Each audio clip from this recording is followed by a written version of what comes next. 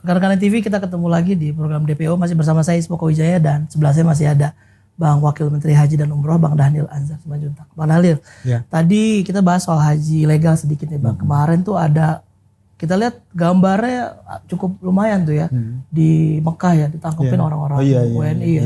Ada 3, totalnya ada 10 sih ya kasus ini. Jadi itu gimana ceritanya Bang? Bagaimana dari Kementerian Haji melihat? Ini yang sering kami sampaikan kepada publik bahwasannya tidak ada haji yang legal kecuali menggunakan visa haji. Jadi untuk naik haji harus menggunakan visa haji. Jadi visa ziarah, visa pekerja, ad-dakhili, banyak macam-macam visa ya. Itu bukan visa yang legal. Itu semuanya visa ilegal untuk naik haji. Jadi visa yang legal untuk naik haji namanya visa haji itu sendiri. Titik udah nggak ada lagi. Itu nggak ada lagi. Nah, seringkali jamaah-jamaah kita, terutama yang di Indonesia, itu tertipu dengan praktek-praktek dan iming-iming visa yang bisa digunakan di luar visa haji. Dan itu bisa langsung berangkat dengan bayar cukup mahal, bisa 250 juta segala macam. Nah, yang ditangkap di sana itu mereka mengiklankan itu. Selain mereka juga mengiklankan praktek badal haji, biasanya yang mereka mereka sasar ya yang sudah sedang di sana, yang kemudian tidak bisa memenuhi rukun haji sehingga mereka badal, atau juga orang yang di tanah air supaya bisa mereka badalkan. Nah, itu praktek-praktek itu banyak sekali, termasuk yang di Indonesia kami sudah menangkap hampir 50 orang yang ini dilakukan oleh kepolisian, imigrasi dan Kementerian Haji. Kami sekarang ada Satgas Haji Ilegal, itu kita menghambat semua warga negara Indonesia yang tidak menggunakan visa haji yang ingin berangkat ke Saudi Arabia untuk menunaikan haji. Udah 50-an orang, dan itu modusnya macam-macam yang mereka lakukan. Misalnya pura-pura bekerja ke sana, jadi TKI, TKW, itu yang mereka lakukan. Pada prinsipnya mereka melakukan ibadah haji. Ini sudah kita hambat dari dalam negeri, dan alhamdulillahnya Kementerian Haji dan Umroh di Saudi, termasuk kepolisian Saudi Arabia, itu juga sangat tegas terkait haji-haji ilegal ini, sehingga komitmen kita dengan komitmen Saudi Arabia itu ketemu, kita dukung penuh. Makanya hari-hari ini kami tidak tegas Mas, bahkan kita pidanakan mereka-mereka yang memobilisasi dan menipu jamaah haji menggunakan visa non haji. Iya, ini kan sebenarnya masalah klasik ya, tiap tahun ada aja masalahnya sejenis juga. Kemarin juga di bandara ya mungkin yang ditangkap, jadi 40-an, jadi mungkin total 50 itu. Jadi antusiasme masyarakat untuk naik haji itu tinggi sekali. Sangat tinggi. Nah, itulah yang digunakan oleh sebagian orang untuk mencari keuntungan. Jadi kartel tadi. Iya, kartel. Jadi mereka menggunakan antusiasme atau spiritualisme dari orang Indonesia itu, dan mereka itu siap bayar berapa aja. Termasuk kan yang rame misalnya Haji Furoda. Akhirnya bisa ada Haji Furoda, orang mau beli 1 miliar, bahkan lebih dari 1 miliar. Kenapa? Karena antusiasme untuk naik haji itu tinggi sekali, sehingga digunakan semangat atau spiritualisme itu yang siap bayar berapa itu untuk mendapatkan keuntungan sebesar-besarnya oleh oknum-oknum tertentu. Nah, itulah yang kemudian kita coba cegah, jangan sampai kemudian makin banyak jamaah haji kita yang tertipu. Yang lebih kasihan itu yang sudah nabung Mas. Iya, yang kadang-kadang yang kasihan itu adalah mereka petani, pedagang, yang kemudian tega ditipu oleh orang-orang yang mau mengambil keuntungan dari mereka. Jadi Haji Furoda itu sebenarnya ada atau enggak? Enggak ada. Jadi tahun ini tidak ada sama sekali Haji Furoda. Jadi kalau ada jamaah yang dijanjikan Haji Furoda, itu enggak ada. Jadi enggak ada. Tidak ada sama sekali. Nah, ada yang namanya visa mujamalah. Visa mujamalah itu undangan dari kerajaan Arab Saudi, dari kerajaan. Nah, tentu itu tidak sembarangan. Mereka-mereka yang diundang itu sudah diatur oleh pemerintah kerajaan Saudi Arabia. Jadi jangan sampai kemudian ada jamaah yang kemudian tetap jadi korban penipuan terkait ada visa mujamalah, kami bisa mengupayakan gitu. Nah, hati-hati, pasti tingkat ketidakpastiannya itu tinggi sekali gitu. Berarti bisa jadi ini juga itu ya? Bisa ada yang menjadi korban terkait dengan oknum-oknum yang jualan ya, mau jualan terkait dengan visa mujamalah.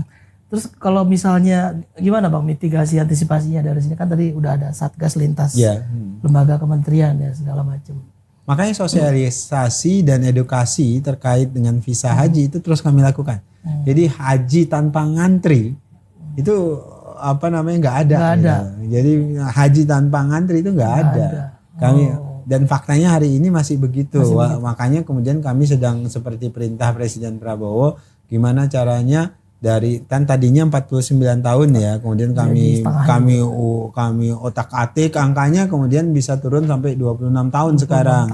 Nah, tapi Presiden Prabowo belum puas. Beliau perintahkan coba turunkan lebih pendek gitu. Jadi antrinya 26 tahun itu masih pendek. Nah, itu yang sedang kami pikirkan terus-menerus, bagaimana caranya haji bisa ngantrinya lebih pendek. Sekarang tuh Mas Is yang ngantri 5,7 juta orang. Jadi kalau Anda bagikan misalnya kuota kita setiap tahun 221.000, berarti 27 sampai 28 tahun baru habis antrinya. Kalau itu nggak ada pendaftaran baru. Setiap tahun ya. Tapi kan setiap tahun pendaftaran nambah terus. Tapi soal haji ini dimention khusus Pak Presiden waktu taklimat di 8 April itu. Saya dengar pidatonya di menit sekitar 47 lah. Selesai pembukaan itu pertama yang dibahas tuh haji. Tiba-tiba dimention haji gitu. Soal menyebut rakyat banyak sih memang kepentingan. Apa yang menjadi concern Pak Prabowo sehingga haji itu seperti prioritas gitu? Itu tadi populasi mayoritas kita umat Islam, kemudian ini cita-cita tertinggi dari umat atau sebagian besar kita lah. Ya, sebagian besar umat Muslim. Maka kemudian mewujudkan cita-cita itu kan adalah kemuliaan, adalah cita-cita Pak Prabowo juga, sehingga Pak Prabowo ingin memberikan pelayanan yang terbaik bagi perwujudan cita-cita gitu. Mas, kalau kita dibantu meraih cita-cita kita itu kan luar biasa. Nah, Pak Prabowo ambil posisi itu gitu. Jadi sama halnya dengan ingin mewujudkan cita-cita anak bangsa kita supaya lebih sejahtera dan sebagainya. Nah, makanya Pak Prabowo memberikan atensi khusus terhadap haji. Makanya kemudian karena Pak Prabowo paham secara demografi jamaah haji kita itu unik, Mas. Jadi sekitar 70% jamaah haji kita itu bukan orang-orang yang mampu secara ekonomi sebenarnya. 70%? Iya, jadi saya mau sebutkan gini, ada dua. Pertama, ada yang mampu secara material, tapi ada orang yang mampu mengupayakan secara material. Jadi yang naik haji itu rata-rata nabung sepanjang hidupnya. Misalnya tukang gorengan.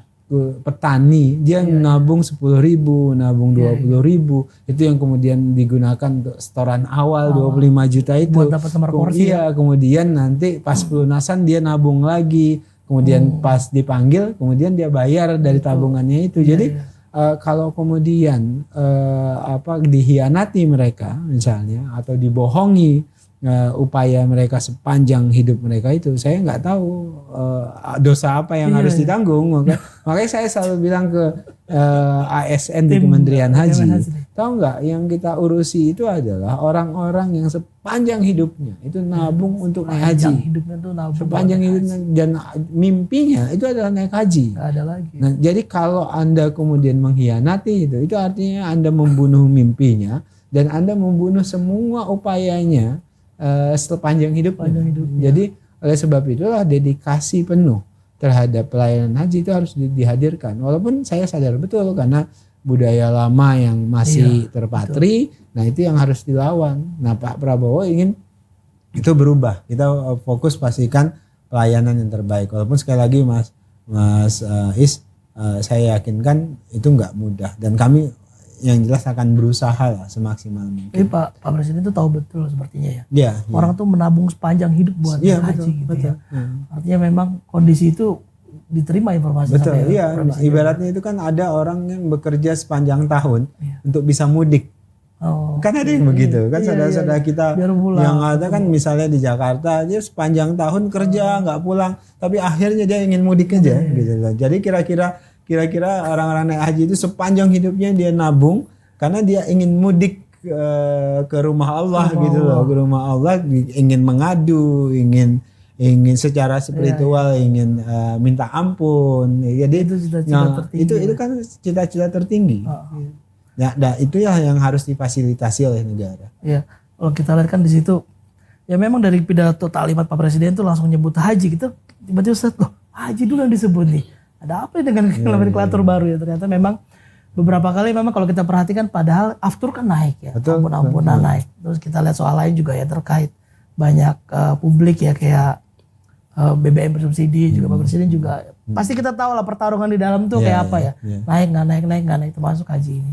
Nah Bang, ini kalau kita lihat nih Bang, kalau haji itu termasuk prioritas Presiden, ada ini nggak sih Bang kayak aduh pasti dipantau betul nih. Oh iya makanya saya cerita saya asam lambung saya naik terus karena khawatir gitu. Sering ditelepon ke hamba gitu. Iya, khawatir dengan pelayanan kita tidak maksimal. Walaupun saya sadar betul pesta besar saja misalnya kita nikahan pasti banyak, apalagi banyak kurangnya konsumsinya lah, tempatnya lah.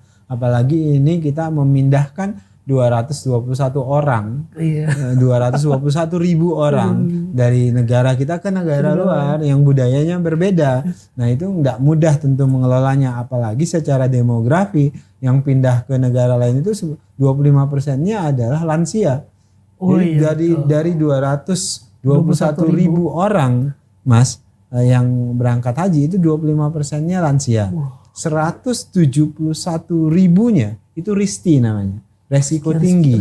Jadi mereka ini ada komorbid. Ya? Betul, dia risti, dia resiko tinggi, ada penyakit komorbid yang mereka bawa. Misalnya darah tinggi, kemudian jantung diabetes, kolesterol, macam-macam. Makanya 171 ribu orangnya itu risti. Dan itu ya, misalnya ya sampai dengan hari ke 15-16 ini, itu yang mengakses layanan kesehatan di KKHI kita, klinik kesehatan haji Indonesia, baik itu Madinah dan di Mekah, itu sudah 10.000 orang. Wah, 10.000 orang memeriksakan diri, ada keluhan segala macam. Yang ribuan lagi yang harus diawasi terus menerus. Ada puluhan yang harus dirawat di klinik kita. Jadi artinya memang isu kesehatan dalam haji kita itu jadi isu utama.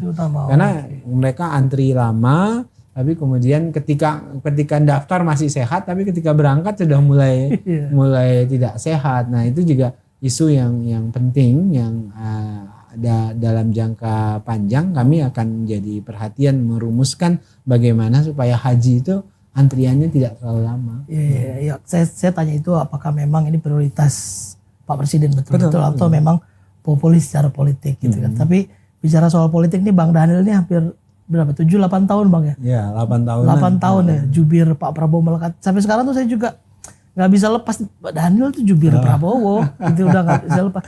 Kita mau ngobrol soal itu dikit kalau boleh ya Bang. Tapi nanti dulu kita akan kembali setelah yang satu ini.